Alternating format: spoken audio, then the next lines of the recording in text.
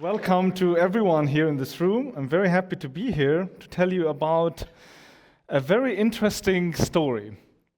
It's an old story, actually. It started around 500 years ago.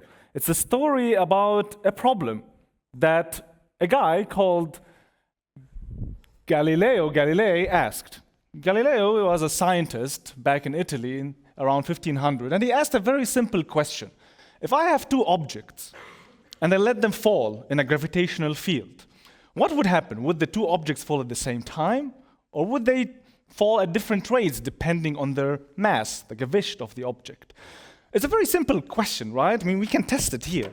Like if I have two objects, like an apple, this is quite heavy, this is like 300 grams, and I have a little chalk, and if I let them fall, what would happen? Would they fall at the same rate? I would like to ask you this question. Who says that the apple will fall first? Raise their hand. Raise your hand. The apple falls first. Okay. Who says that the chalk falls first? Who says that they will fall at the same time? Very good. Excellent. And so it's actually the third answer, because if I let them fall, they both reach the ground at the same time, although the apple, it's okay, we can leave it. Although the apple is much, much heavier. And this is what Galileo did. Galileo went to the Tower of Pisa, and he grabbed two objects and let them fall, and this is exactly what he found out. And this is a fundamental principle that holds until this day. And I will read to you in German, so everyone here is on the same page. Alle Körper fallen unabhängig von ihrem Gewicht und Beschaffenheit unter den Einfluss der Schwerkraft mit der gleichen Beschleunigung. This is the acceleration, Beschleunigung. So it doesn't matter if it's an elephant or it's a little feather. They all fall at the same rate. And this has kind of made people think throughout the history, like, why is it so? Why does gravity not care about the mass or what the object is? From Newton to Galileo, in a more technical term, why is the passive mass equal to the inertial mass of the object? And this experiment has been tested so many times in the last 500 years, also here in PTB. One particular experiment is one in the Apollo 15 mission in 1971. The astronauts from NASA, they went to the moon, and they also grabbed two objects. A hammer, I don't have a hammer here because I don't want to destroy the floor. I have an apple and a feather. And they brought a hammer and a feather on the moon, and they let them drop. And they wanted to see if this also holds on the moon. So I will ask you again, who thinks the apple falls first? Okay? Who thinks the feather falls first? Who thinks both will fall at the same time? Okay, very good. So it's a tricky question, because if I do this experiment now, the apple falls first. And then, but you can tell me, wait a second, Ali, didn't you just tell us that all objects fall at the same rate? So why did the feather reach the ground later? Well, the answer is simple. Here in this room, on Earth, there is a lot of air molecules. You have oxygen, nitrogen, helium. There's so much air molecules and particles. So when the feather is falling, unlike the apple, which falls straight down, the feather is falling, hitting the air molecules, and this is causing the feather to travel more distance. So as a matter of fact, both objects are falling at the same rate. The Beschleunigung of both objects is the same. The only difference is that the feather is moving a larger, longer path than the apple. And this is what they found out when they demonstrated this experiment on the moon. Let's take a look. Well, in my left hand I have a feather. In my right hand, a hammer.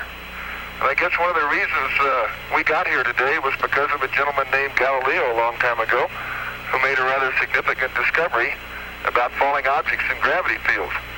And we thought that where would be a better place to confirm his findings than on the moon. And so we thought we'd try it here for you.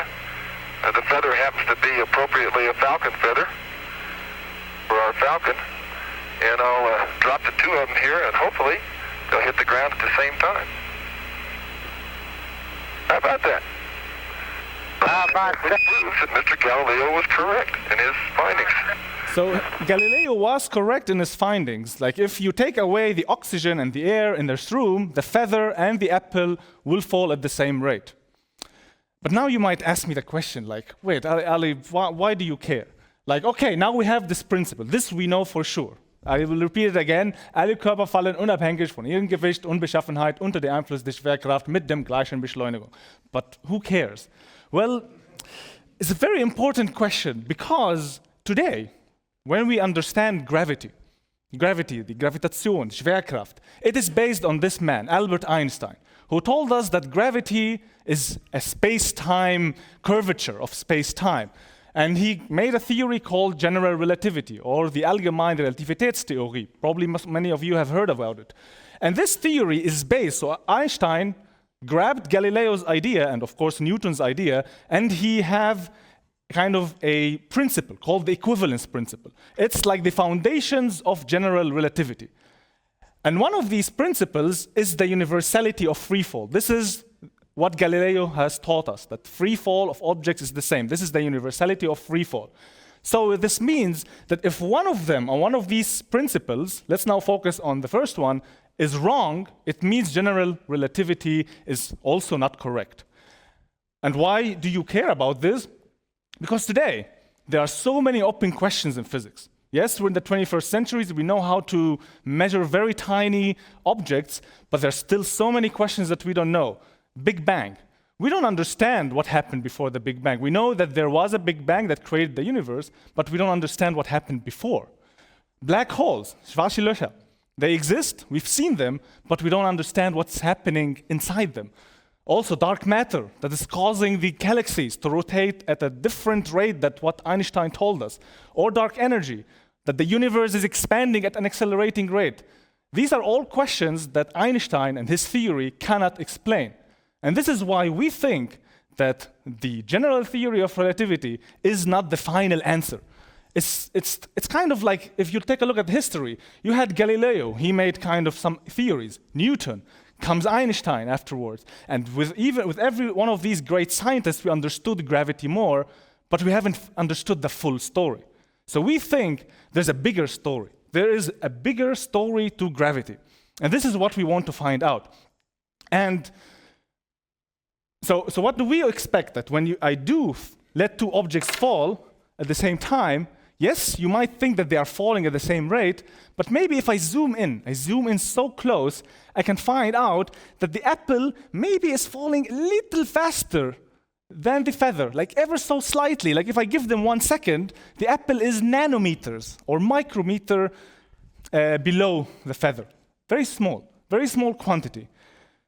It sounds like a very difficult job to do. Like how would you measure two objects falling, and then you want to measure if they are falling at a very slightly different rate? Well, luckily, we're in Niedersachsen, so we have amazing institute that can measure that. Here in PTB, in Hannover, and Bremen, in Hannover we have built a facility. It's called the Very Long Baseline Atom Interferometry Facility, or VLBI for short. This is a 16-meter tower, a very long tower that we do exactly what Galileo did 500 years ago, but in vacuum. We have built a vacuum chamber. It's such a good vacuum, it's like better than the moon vacuum, okay? And what we do, we bring two atoms, one called ytterbium, one called rubidium.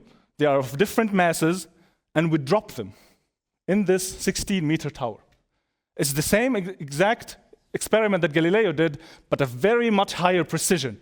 What you see in this image, this is an actual image of the atoms falling in the gravitational field.